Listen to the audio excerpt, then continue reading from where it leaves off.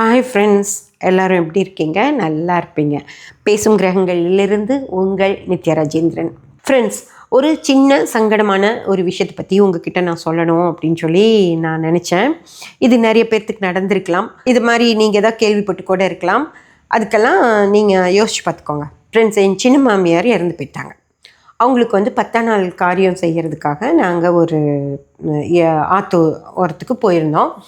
அங்கே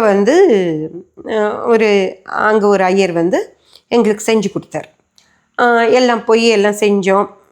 எல்லாம் இது பண்ணார். நல்லா பேசி நல்லா பழகி, அதாவது அவரோட மைண்ட் செட் எப்படின்னா, எப்போ வந்தாலும் அவரை தேடி எல்லோரும் வரணும் அப்படின்னா, எல்லாத்துக்கூடயும் வர்றவங்க போகிறவங்ககிட்ட எல்லாம் நல்லா பேசி பழகினோம்னா அவங்க எப்போவுமே நம்மளையே தேடி வருவாங்க அப்படின்ற ஒரு மைண்ட் செட்டில் அவர் ரொம்ப நல்லா பேசினார். கிரிகைகள்லாம் பண்ணிகிட்ருக்கோம். அப்போவே ரொம்ப ஜாலியாக பேசுகிறார். அந்த கிரிகை பண்ணுற அந்த இதில் ஒவ்வொரு மந்திரம் சொல்கிறாரு. அதெல்லாம் என்னன்னு தெரியாது நமக்கு. மந்திரம் சொல்கிறாரு. அந்த மந்திரத்துக்கு நடுவில் பேசலாமான்னு எனக்கு தெரில. ஆனால் அவர் பேசிகிட்ருக்கார், ஜாலியாக பேசுகிறாரு. அப்புறம் அதுக்கு முன்னாடி செஞ்சவங்க ஏதோ பேசிட்டு போகிறாங்க, அவங்களுக்கு பதில் சொல்கிறாரு. இங்கே மந்திரம் சொல்கிறாரு. அந்த பிண்டங்களுக்கெல்லாம் எழுந்தண்ணி இறைக்க சொல்லி தண்ணியெல்லாம் ஊற்றுறாரு. அது எல்லாமே இங்கேயும் செய்கிறார். எல்லாத்துக்கிட்டையும் ஜாலியாகவும் பேசுகிறார். முன்னாடி செஞ்சுட்டு போனவங்களுக்கு பொட்டு வச்சு விடுறார். எல்லாமே நடக்குது ஃப்ரெண்ட்ஸ். ஓகேங்களா? அது ஒரு ஒரு பொதுவாக இருக்க மாதிரி இருக்குது. ஒரு மந்திரம் செய்கிறோம், அது பயபக்தியாக செய்கிறோம், போனவங்களை நினச்சி செய்கிறோம், அப்படியெல்லாம் இல்லாமல் கேஷுவலாக இருந்துச்சு. சரி, அப்புறம் நான் அது பார்த்துட்டு இருந்தேன். எனக்கு அதில் ஒரு இதுவும் இல்லை. இவர் மந்திரம் சொன்னாலும் சரி, செய்யலாலும் சரி, நம்ம அந்த அம்மாவை நினச்சி கும்பிட்றோம், அதுவே போதும் அப்படின்ற மாதிரி நான் நினச்சிட்டு அங்கே நடந்ததை பார்த்துட்டு உட்காந்துருந்தேன். அப்புறம் எல்லாத்துக்கும் பொட்டு வைக்கிறேன்னு சொல்லி பக்கத்தில் கூப்பிட்டு எல்லாத்தையும் லைனாக எல்லோரும் பொட்டு வச்சுக்கிட்டோம். வைக்கிறப்போ நான் கருப்பு பொட்டு வச்சுருக்கேன். ஓகேங்களா? கருப்பு பொட்டு வச்சுருந்தேன். இதே மாதிரி தான் வச்சுட்டு போயிருந்தேன். நான் இப்படி குமிஞ்சு இப்படி பொட்டு வாங்கும்போது அவர் இப்படி எனக்கு பொட்டு இப்படி வச்சுட்டு அப்படியே இந்த பொட்டை எடுத்துட்டார். என் நெத்தியிலேருந்து எடுத்துட்டு, கருப்பு பொட்டு வைக்கக்கூடாது, எப்போவுமே கருப்பு யூஸ் பண்ணாதீங்க, கருப்பு சனி பகவான், சனி உங்களுக்கு வேலை செஞ்சிரும் அப்படின்லாம் சொன்னார். நான் ஒன்றும் பேசலை. நான் என்னை விட வயசில் பெரியவர், அந்த இடத்துல ஒரு மரியாதையான இடம் இருக்குது அவருக்கு. அதனால் நான் எதுவுமே பேசலை. நான் யாருன்னு தெரியாதவருக்கு. அவர் சொன்னார், சரிங்கன்னு சொல்லிட்டேன். பாருங்கள், அங்கே போய் சந்தனம் குங்குமம் இருக்கும், எடுத்து வச்சுக்கோங்கன்னாரு. சரிங்கன்னு சொல்லிட்டு நான் போயிட்டு சந்தனம் வச்சு குங்குமம் வச்சுக்கிட்டேன். என் நெத்தி பொட்டு இல்லாமல்னா பார்க்க சகிக்காது. அதனால் உடனே வச்சுட்டேன். அப்புறம் எனக்கு ஒரு மனசுக்கும் பொட்டு இல்லாமல் இருக்கும், அப்படியே ஒரு மாதிரி இருக்கும் இல்லையா? அதனால் உடனே போய் சந்தனம் வச்சு குங்குமம் வச்சுக்கிட்டேன். அது என்ன ஆச்சுன்னா, கொஞ்ச நேரத்தில் சந்தனம் காஞ்சு அப்படி கீழே விழுந்துருச்சு. எனக்கு ரொம்ப கஷ்டமாக இருக்குது. சுமங்கலி பொண்ணாக இருந்துட்டு அது பொட்டு வச்சுக்கல அப்படின்னு ஒரு ஃபீலாகவே இருக்குது. ஃபீலிங்காக இருக்குது. எனக்கு பொட்டு இல்லை, எனக்கு நெத்தியில் பொட்டு இல்லை, பொட்டு இல்லை, பொட்டு இல்லைன்னு ஒரு ஃபீலிங்காகவே இருக்குது. நான் சொல்லிட்டே வரேன், எங்கேயாவது மளிகை கடை ஏதாவது கடை பார்த்தா நிறுத்துங்க, நான் பொட்டு மட்டும் வாங்கிக்கிறேன்னா. எங்கள் வீட்டுக்காருக்கு அது கிண்டலாக இருக்குது. நான் அதை மாதிரி கஷ்டப்படுறத அவருக்கு பார்க்கணும். என்ன இப்போது பொட்டு இல்லைன்னா என்ன, எதுக்கு இப்படி டென்ஷன் ஆகிற, அதெல்லாம் பரவாயில்ல, வா வீட்டில் போய் வச்சுக்கலாம் வா அப்படின்னு கூப்பிட்டு வர்றாரு. எனக்கு தான் அது எங்கேயாவது ஒரு பொட்டு வாங்கி கொடுங்க அப்படிங்கிற மாதிரி கேட்டுட்டு வந்தேன். மேபி ஒரு சென்டிமெண்ட்டாக கூட இருக்கலாம்ல. நம்ம நெத்தியில் பொட்டு இல்லாமல் இருக்கோம், நம்ம முகம் பார்க்க நல்லா இருக்காது, அப்படி கூட தோன்றதுனாலையோ என்னமோ அது கொஞ்சம் கஷ்டமாச்சு. அப்புறம் கொஞ்சம் நேரத்தில் அதை நான் மறந்துட்டேன்னு வச்சுக்கோங்க. அப்படியே அது சரியாயிடுச்சு. ஆனால் ஃப்ரெண்ட்ஸ், எனக்கு ஒரு விஷயம், அவர் பண்ணதை பற்றியெல்லாம் நான் ஒன்றும் சொல்லலை. அவர் எடுத்துட்டாரு, ஓகே. உங்களுக்கு தெரியும், இந்த மாதிரி அந்த தகனம் நடக்கிற இடம் அங்கே இருக்குது.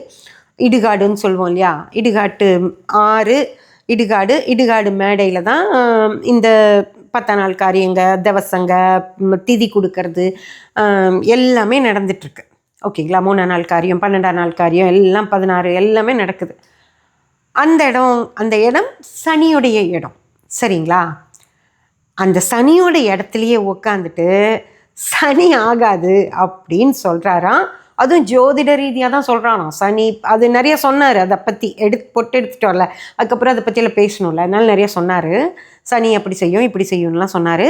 அதுக்கப்புறம் என் கொழுந்தனார் சொன்னார், அவங்க ஜோதிடர் அப்படின்னு சொல்லி சொன்னதுக்கப்புறம் அப்படியா அப்படின்னு அதுக்கப்புறம் அது மாதிரி கண்ணில் ஒரு சின்ன கலவரத்தோடு நிறுத்திக்கிட்டார் அவர். அதுக்கப்புறம் என்ன சேனலு எல்லாம் கேட்டு தெரிஞ்சுக்கிட்டார். என்னென்னா, சனியுடைய இடத்துலையே உட்காந்துட்ருக்கோம்.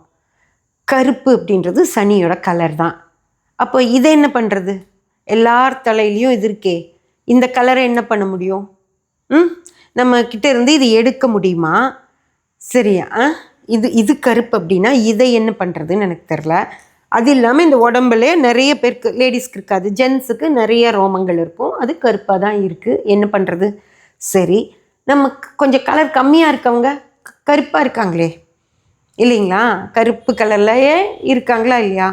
அந்த நிறம் கம்மியாக இருக்கவங்க, நல்ல அழகான கருப்பு, சவுத் ஆஃப்ரிக்கன் கலரெல்லாம் இருக்குல்ல, அதெல்லாம் கருப்பு தானே. அதெல்லாம் என்ன பண்ணுறது? நம்ம திருமாவளவன் ஐயா இருக்கார், சீமான் ஐயா இருக்கார், அவங்கெல்லாம் கருப்பாக தானே இருக்காங்க. அதுக்காக அவங்களையெல்லாம் என்ன நாடா கடத்த முடியும்? கருப்பு ஆகாது அப்படின்னா சரி, எனக்கு பர்டிகுலராக எனக்கு கருப்பு ஆகாது அப்படின்னா, உங்களுக்கு எல்லாத்துக்கும் தெரியும் நான் அனுஷ நட்சத்திரம் அப்படின்னு. நான் பிறந்தேன்னா அன்னைக்கே சனியோட அனுஷ நட்சத்திரம் தான். நான் அந்த நட்சத்திரத்தை விட்டு வெளியே வந்துட முடியுமா சனி ஆகாதுன்னு சொல்லிட்டு? அதே போல் என் லக்னத்திலேயே சனி இருக்கும். நான் ரிஷப லக்னம், லக்னத்திலேயே சனி நிற்கும். அப்போ என்ன பண்ணுறது? என் லக்னத்துலேருந்து இதை தூக்கி வீசிடலாமா கட்டத்தையே? இல்லை சனியை தூக்க முடியுமா அங்கேருந்து? சனி தசை, அனுஷ நட்சத்திரத்தில் பிறந்தா சனி தசை தானே முதல் தசை. சனி தசையில் தான் நான் பிறந்ததே. என்ன பண்ண முடியும்? சனி என் மேலே அவ்வளோ ஆதிக்கம் செலுத்திட்டு இருக்கு. அப்போ சனி இல்லைன்னா நான் கருப்பு தான் எனக்கு பிடிச்ச கலரு, கருப்பு தான் நான் வச்சுப்பேன், பொட்டு கருப்பு தான் எப்போவுமே வைக்கிறேன். சிகப்பு வாங்கி வச்சுருப்பேன், இருந்தாலும் கருப்பு தான் ஜாஸ்தி நான் வச்சுருப்பேன். நீங்கள் பார்த்தீங்கன்னா தெரிஞ்சிருக்கோம். கருப்பு தானே வைக்கிறேன். எல்லாமே சனி தான். நான் கருப்பு ஜாஸ்தி யூஸ் பண்ணுறேன். ஆனால் என்ன எனக்கு மோசம் பண்ணிட்டாரு? நல்லா யோசிச்சு பாருங்க. என்ன மோசம் பண்ணிட்டாரு? நான் நல்லா வாழ்ந்தேன், சந்தோஷமாக வாழ்ந்தேன், எந்த பிரச்சனையும் இல்லை. இன்றைக்கி சோஷியல் மீடியாவுக்கு வர்றேன், கிட்டத்தட்ட நல்ல சப்ஸ்கிரைபர்ஸ் வச்சுருக்கேனா, 2வது சேனல் ஓப்பன் பண்ணியிருக்கேனா, ரெகுலராக ஜாதகம் பார்க்குறக்கு ரெகுலராக மக்களை எனக்கு கொடுத்துட்டே தானே இருக்கார். அதன் மூலமாக எனக்கு வருமானத்தையும் கொடுக்குறாரா? கொடுத்துட்டு தானே இருக்கார். அதே போல் எவ்வளோ அன்பு கிடைக்குதுன்னு தெரியுமா உங்களுக்கு? டெய்லி ஒரு 2-3 பேராவது ஃபோன் பண்ணி பேசிடுவாங்க. அம்மா உங்கள் கூட நான் பேசணும்னு நினச்சேன், ஒரு நாள் தப்பி தவறி அந்த பொண்ணு வராத அன்னைக்கு நான் ஃபோன் எடுத்துட்டா அவ்வளோ சந்தோஷமாக பேசுவாங்க. அம்மா இன்னைக்கு உங்கள் கூட பேசணுன்னு எனக்கு எழுதியிருக்கு, நான் உங்கள் கூட பேசிட்டேன், எனக்கு ரொம்ப சந்தோஷமாக இருக்குது அப்படின்னு பேசுவாங்க. அவ்வளோ சகோதரிகள் அவ்வளோ சந்தோஷத்தை கொடுக்குறாங்க. இதை விட என்னங்க வாழ்க்கையில் வேணும்? சரியா? அதனால் உடம்புக்கு ஒன்றும் பெருசாக பிரச்சனை இல்லை, மனசுக்கும் ஒன்றும் பெருசாக பிரச்சனை இல்லை. ஏன்னா சந்தோஷமாக வச்சுருக்கார், நல்லா வச்சுருக்கார். சனி பகவான் ஆட்சி தான் நான். இதுதான் ஃப்ரெண்ட்ஸ், இவ்வளவு தான் நான் உங்ககிட்ட சொல்லணும்னு நினச்சது. இது வேண்டாம், இது சரியில்லை, அது வேண்டாம், அது நடக்காது இல்லை. என்ன விதிக்கப்பட்டுச்சோ அதுதான் நடக்கும். இந்த நட்சத்திரத்தில் தான் நீங்கள் பிறக்கணும்னு நினச்சா பிறந்தீங்க? சொல்லுங்க பார்க்கலாம். நீங்கள் பிறந்த நாள் அந்த நட்சத்திரம் இருக்குது, நீங்கள் என்ன பண்ண முடியும்? ஒன்றுமே பண்ண முடியாது. நீங்கள் பிறந்த நேரத்தில் உங்கள் கட்டத்தில் இந்த கிரகம் தான் நிற்கணும், நிற்கிது, என்ன பண்ணுவீங்க? நீங்கள் அமைச்சிக்க முடியுமா? எதையாவது? எதையும் நம்ம அமைச்சிக்க முடியாது. எது நடக்குமோ அதுதான் நடக்கும், தானாக அமையும். எல்லாம் அமைஞ்ச விஷயங்களை நமக்கு சாதகமாக மாற்றிக்கிறதுக்கான அறிவையும் அவரே கொடுக்குறார். சரியா? இந்த கடவுளுங்கிற பேரை வச்சுக்கிட்டு இருக்கார்ல, அவரே கொடுப்பாரு. நிறைய பேர் அம்மா எங்களுக்கு எந்த கலர் ஆகும் அப்படின்னு கேட்பீங்க. சரியா? கலர் ஒன்றுமே பண்ணாது. எந்த கிரகத்தையும் உங்கள் கலரை வச்சு தூக்கி நிறுத்தவே முடியாது. அதனால் இந்த மஞ்சள், சிகப்பு, ரெட்டு, ப்ளூவு, பச்சை அப்படியெல்லாம் ஒன்றுமே இல்லை. சனியோட கலரா? ஓகே, உனக்கு பிடிச்சிருக்கா வச்சுட்டு போயிட்டே இருங்க. யாரையும் நீ இப்படி தான் இருக்கணும், நீ அப்படி தான் இருக்கணும்னு எந்த கிரகமும் சொல்லலை. ஆளுக தான் சொல்லிகிட்டு இருக்காங்க. சரிங்களா? ஆசாமிக தான் சொல்லிகிட்டு இருக்காங்க. 2வது எனக்கு இன்னொரு விஷயம் ஃப்ரெண்ட்ஸ் உங்ககிட்ட கேட்கணும். இப்போது இவர் ஒரு பூநூல் போட்ட ஐயர் தான் அவர் தனக்கு ஜாதகம் தெரியும் அப்படின்னு சொன்னார். ஜாதகம் தெரியும் அப்படின்னு சொன்ன ஒரு ஐயர் கருப்பு உங்களுக்கு ஆகாது அப்படின்றார். எப்படி 19 கருப்புனா சனி, சனினா கெட்டவன், கெட்டவனோட சாவகாசம் வச்சுக்க கூடாது அப்படின்றாரு. நல்லா யோசிச்சு சொல்லுங்கள். சனி தசை, சனி புத்தி, சனி அந்தரம், அந்த விஷயங்களில் நல்லபடியாக சிறப்பாக வாழ்க்கையை அமைச்சிக்கிட்டவங்க எத்தனையோ பேர் இருக்காங்க. அது எப்படி சனி கெட்டவனாவா? புரிஞ்சுதுங்களா? அப்போது சனி கெட்டவன், குரு நல்லவன், சுக்கிரன் நல்லவனா? அப்போது குரு டைமில் வாழ்க்கையவே தொலைச்சவங்க எத்தனை பேர் இருக்காங்கன்னு தெரியுமா? அதனால் ஜாதகத்தில் இந்த நல்லவன் கெட்டவனெல்லாம் ஒரு காலத்தில் சொல்லிகிட்டு இருந்துச்சு. இன்றைக்கெல்லாம் அப்படி இல்லை. டிகிரி சுத்தமாக எந்த கிரகம் உங்களுக்கு நல்லது செய்யும் அப்படின்னு சொல்கிறது வந்தாச்சு. இந்த மாதிரி ஐயர்கள்கிட்ட போய் பொருத்தம், வெறும் 10 பொருத்தத்தை பார்த்து கல்யாணம் பண்ணி வச்சு இந்த கல்யாணங்கள் அரைவாசி டைவர்ஸில் போய் முடியுது. ஜாதக கட்டம் பார்க்காம வெறும் இந்த 10 பொருத்தங்களை சொல்கிற இந்த ஐயர்களை நம்பி தயவு செஞ்சு திருமணம் அப்படின்ற ஒரு விஷயத்துக்குள்ளே போகவே போகாதீங்க. ஜோதிடர்கள்கிட்ட போங்க, சரிங்களா? 10 உள்ள கட்ட பொருத்தம் பார்த்து சொல்கிறேன், ஜோதிடர்கள்கிட்ட போங்க. தயவு செஞ்சு இந்த 10 பொருத்தங்களை நம்பி இனி திருமணம் பண்ணிடாதீங்க, சரிங்களா?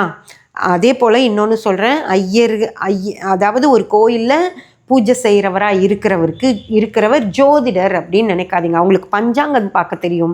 பஞ்சாங்கத்தில் இந்த நட்சத்திரத்துக்கும் இந்த நட்சத்திரத்துக்கும் இவ்வளோ பொருத்தம் இருக்குதுன்னு சொல்ல தெரியும். அது பஞ்சாங்கத்திலே போட்டிருக்கோம். நீங்கள் அவங்கக்கிட்ட கூட போக தேவையில்லை.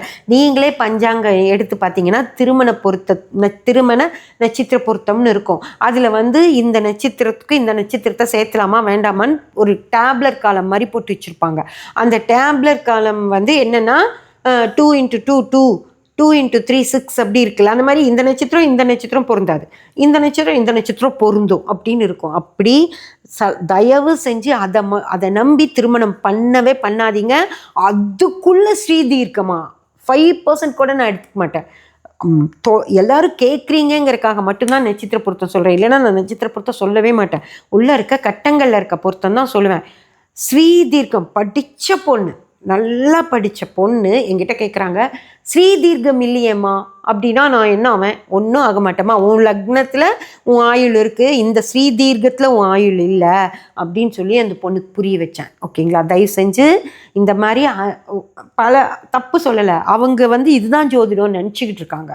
அது இல்லை ஜோதிடம். ஜோதிடம் நல்லா முன்னேறி துல்லியமாக பார்க்குற அளவுக்கு வந்துருச்சு. அதுதான் ஜோதிடம். கட்ட பொருத்தம் பார்த்து திருமணங்கள் பண்ணுங்க.